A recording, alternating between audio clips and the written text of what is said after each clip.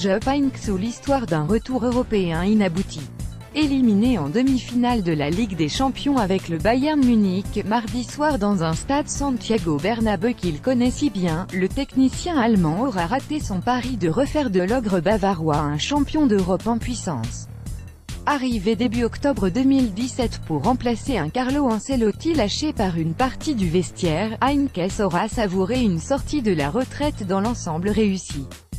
Que ce soit au niveau des résultats, du jeu pratiqué, de la force psychologique retrouvée de son équipe, le natif de Mönchengladbach a remis un club en friche dans le droit de chemin et en état de marche en l'espace de quelques semaines. Avant d'en refaire un candidat à la Ligue des Champions en quelques mois. Candidat à la C1, ce Bayern ne l'était pas à l'automne. Vidéo, Heynckes, ce match était une magnifique pub pour le football, rappelé par UE Lyonnais et le directeur sportif Hassan Salihamidzic. Après l'éviction de Carlo Ancelotti, Heynckes n'avait pas hésité avant de replonger dans un monde qui lui manquait plus qu'il ne le croyait. D'un retard de 5 points en Bundesliga, il a refait du Bayern un champion inexpugnable et impitoyable.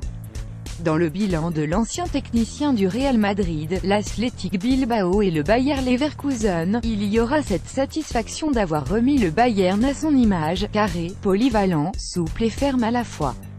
Mais il subsistera ce petit goût aigre-doux de ne pas avoir recréé la machine implacable qu'il avait eue sous ses ordres en 2011-2012e, machine devenue parfaite en 2012-2013e et couronnée vainqueur de la Ligue des Champions à Wembley.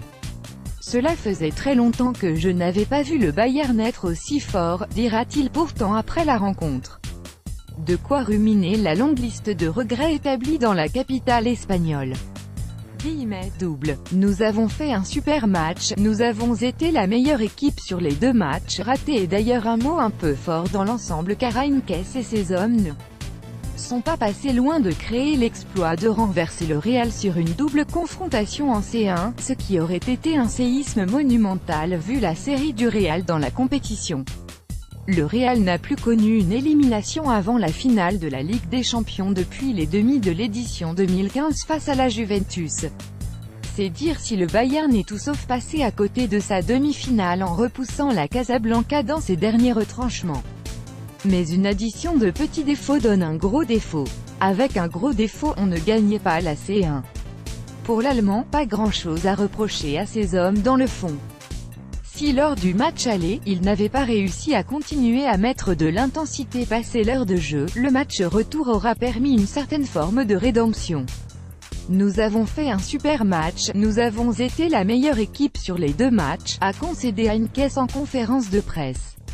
Mais après avoir fait une première période de classe mondiale ce soir, faire une erreur comme ça au retour des vestiaires et prendre ce but, ça rend les choses difficiles.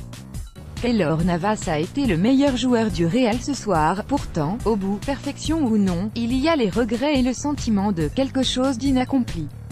Maladroit dans les 20-25e mètres adverses et privé d'un Robert Lewandowski évoluant à son véritable niveau, pas toujours précis dans le registre des coups de pied arrêtés, maladroit au niveau des centres, manque de jeu en première intention, la liste des défauts du Bayern, certes amoindrie par les absences successives d'Arturo Vidal, Jérôme Boateng, Arjen Robben et Manuel Neuer, a été longue comme le bras.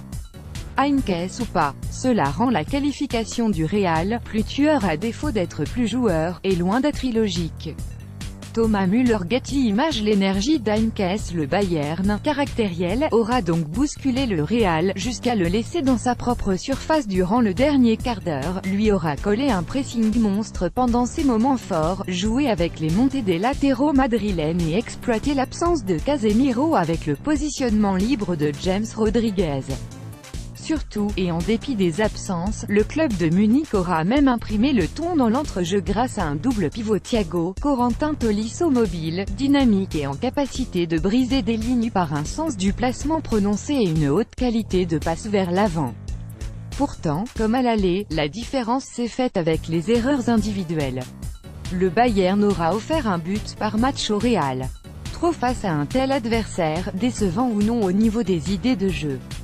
Entre le Bayern qui avait pris une leçon au Parc des Princes fin septembre et celui aperçu en demi-finale, il y a pourtant eu un monde. 2, 3, 4, 5 classes d'écart même.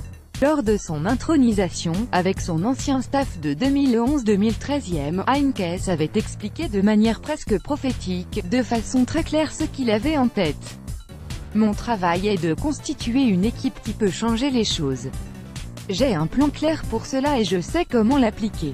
C'est important que les joueurs retrouvent la confiance par rapport à leurs possibilités. Je veux créer une équipe où chacun travaillera pour l'autre et où tout le monde se souciera de la réussite du club. Pour avoir vu le Real, je pense que c'est un bon exemple à suivre. Vidéo, Heinkes, l'erreur de Lrech. C'était un simple trou noir, le feu sacré est toujours lâché. Jupp Heinkes, fermeté dans un gant de velours, diplomate autoritaire, discrétion, discours clair et lucide, l'équilibre et Heinkes a redonné de la stabilité à un club qui avait perdu l'habitude d'en avoir ces dernières saisons.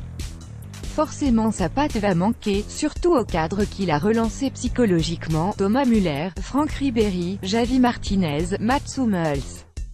Critiqué à l'époque par certains suiveurs et supporters du club bavarois, l'idée de ramener ce bon vieux Jupp fait presque l'unanimité aujourd'hui. À ce sujet, le double vainqueur de la Ligue des Champions se défendait d'être dépassé ou has-been. Je peux comprendre les sceptiques, mais le football n'est pas nouveau. Je connais 2 ou 3 choses dessus, ce n'est pas Thomas Müller qui dira le contraire. Après seulement quelques jours à la tête de l'équipe première, l'international allemand, redevenu Thomas Müller sous la coupe de l'Allemand, disait ceci: « Le feu sacré est toujours lâché. Jupp Heinkes, il a diffusé beaucoup d'énergie, cette énergie si positive va manquer. » Même adoubé par Heinkes, Niko Kovac, son successeur, devra parvenir à insuffler la même. Ce sera son plus grand défi. Jupp Heinkes et Niko Kovac. Getty